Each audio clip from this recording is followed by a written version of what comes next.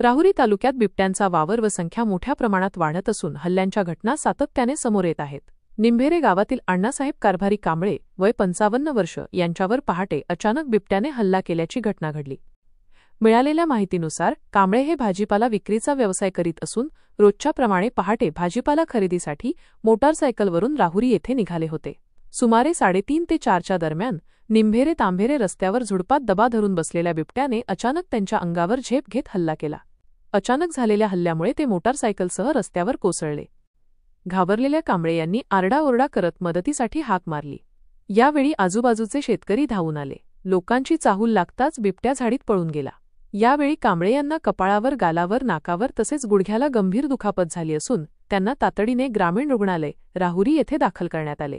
Doctor Pravin Kshirsagar यांनी प्राथमिक उपचार केल्यानंतर पुढील उपचारासाठी त्यांना जिल्हा रुग्णालय अहिल्यानगर येथे हलवण्यात आले. दरम्यान ग्रामीण रुग्णालयात कांबळे यांना भेटण्यासाठी वनविभागाचे कर्मचारी संदीप कोरके, निलेश जाधव, मुसा पठाण उपस्थित होते. स्थानिक नागरिकांमध्ये या घटनेनंतर भीतीचे वातावरण निर्माण झाले असून राहुरी तालुक्यात वाढत्या बिबट्या संख्येबाबत वनविभागाने तातडीचे लक्ष देण्याची मागणी होत आहे. व्हिजन प्लस न्यूजसाठी मीनाश पटेकर, राहुरी.